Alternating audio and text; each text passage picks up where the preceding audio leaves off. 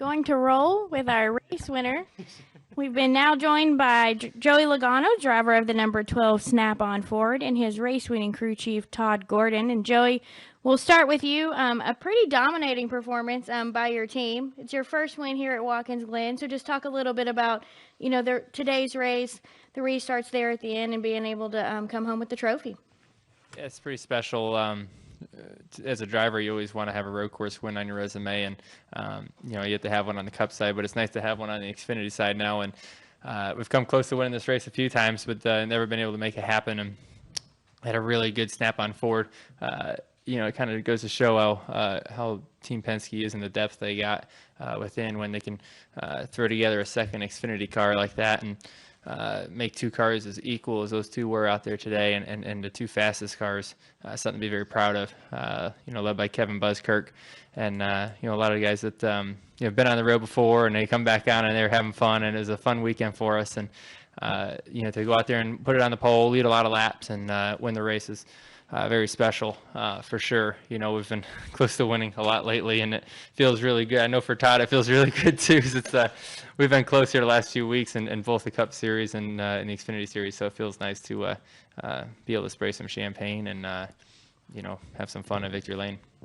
And Todd, for you, we don't always get to have you here with us in the NASCAR Xfinity Series, but today you were on deck to help call Joey's race. Just talk a little bit about the race from your viewpoint and how it may have helped you guys for tomorrow. Yeah, it's definitely got to reiterate some of Joey's sentiments there. Kevin Buskirk and Andrew Overstreet, Corey Tucker, all the guys from the shop that put together a heck of a car and gave me the opportunity to have a little fun today.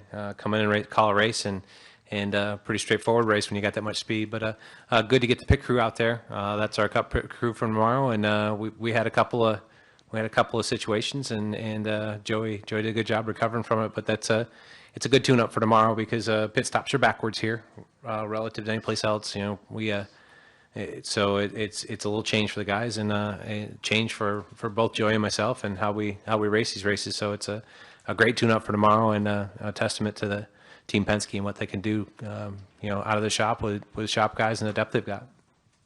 We'll go ahead and take questions for Joey and or Todd. If you have one, please raise your hand and state your name and affiliation. We'll start with Kyle and then make our way over here.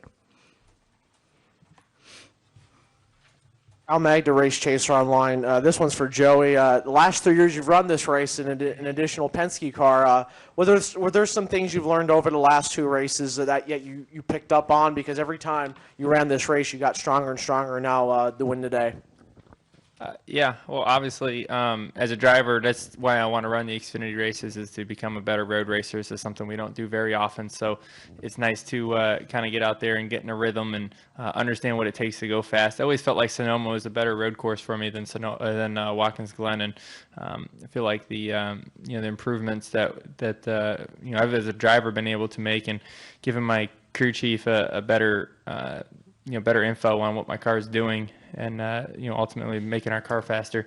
I can't help but think about the first time I came here in an Xfinity car, and I think I ran 10th. I ran about 15th all day, and I was so mad and frustrated because I didn't know how to go faster, and I was really just confused. And it's cool to be on the opposite end of that and being able to be in victory lane after all those years. So it's a special win for sure. But the main reason why we run this race is, like Todd said, is to be able to obviously get our team kind of used to the backwards pit stops, and driver getting used to how to race on road courses and how to pass and what I need to do as a driver to win this thing hopefully tomorrow. And so I think there's a lot of good things that come out of running this Xfinity race, even more than a normal weekend.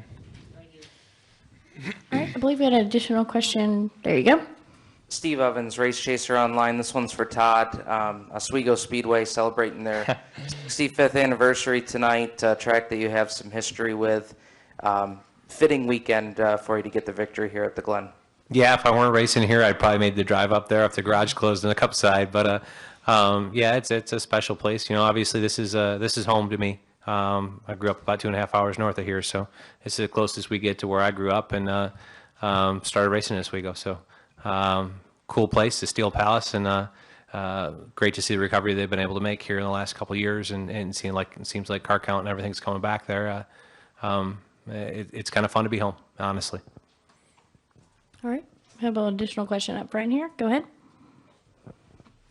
Dave Sully, Area Auto Racing News. Joey, talking about the race, you said in Victory Lane that it was kind of fun coming up through, except for all the crashes. How close did you come to being taken out on your sojourn to the front? Really not very close at all. The biggest thing I think is a crash in the 7 spun out, but we were fine there. But anytime you go back to the back of a field, obviously your chance of crashing goes up a lot, and when you crash, obviously you don't win. So you want to get yourself up towards the front as quick as you can, but you also want to be safe and be smart back there, because you don't want to crash your stuff. And this is a very fast racetrack, so knocking fenders in and beating your car up is going to hurt you later on in the race. So you got to take care of your stuff, be patient, but you got to be aggressive, because you got to get back up there. And I used up a lot of my race car getting up through the field. Not body parts or anything like that, but just you're using the brakes so much, and you start to lose a little bit of braking, and you're powering through the field as quick as you can and trying to get that track position back, knowing that it's a short race and all we had is one more pit stop left. And I wanted to be able to get myself that track position back before the last pit stop, so I didn't have to completely kill my tires trying to make up spots for the end of this race. So I think kind of worked that plan out good, and it's not very often you have a car that's just that superior. And both the Team Penske cars were so fast, and it's fun to work our way back up to catch the 22 and race with them. All right. I believe we had a question over here from Jim. Jim Utter, motorsports.com. Before today, getting your first win on the road course, even in recent seasons, when we've come here, people have talked about you as being a threat to win. When you talked about when you first started on and you were trying to figure out how to go fast, what is it that you've kind of learned or picked up or found out is kind of the key that has made you, so competitive in these races in recent years? It just takes a lot of laps, and I've worked with a lot of people. And I came up here with Boris Said one time, and you want to see a funny picture, is you imagine me and Boris in a Miata running around here. We don't fit very well. It's pretty funny, but he taught me a lot that day about how to get around here, and it just takes laps. Just trying to figure out how to make more speed, where you can do it, and what you need in your car in certain areas to go fast. And that's nothing by no means I have figured out, believe me. A lot of times I'm still kind of wishy-washy on some of my my feedback, but I feel like I have a better idea to what I need. You look at some of the best road racers, and you look at, I look at his AJ as one of them, especially at this racetrack, and he can go fast in a shoebox around this place. So understanding at what they do and what they look for, and I'm playing a little bit of catch up, but I am catching up, so that's good. All right. I believe we had an additional question over here. Yep. Go ahead. Just describe the sensation of driving a car that's infallible, that you can do anything you want with. It's really, really nice. But obviously there's other cars out there that are really fast as well. But I felt like braking was probably our strong point to most of the cars out there today. And that's what really helped me pass cars and kind of move around and work with stuff and kind of work with your field a little bit quicker. But it's nice. We knew it was fast in practice yesterday. We had a really good car there.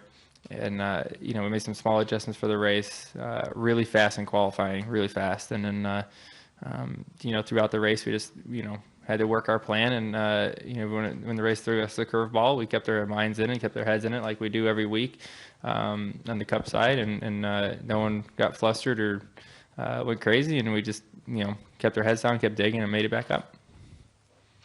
All right. Any final questions for Joey or Todd? All right. Congratulations, guys. All right. Thank you, guys.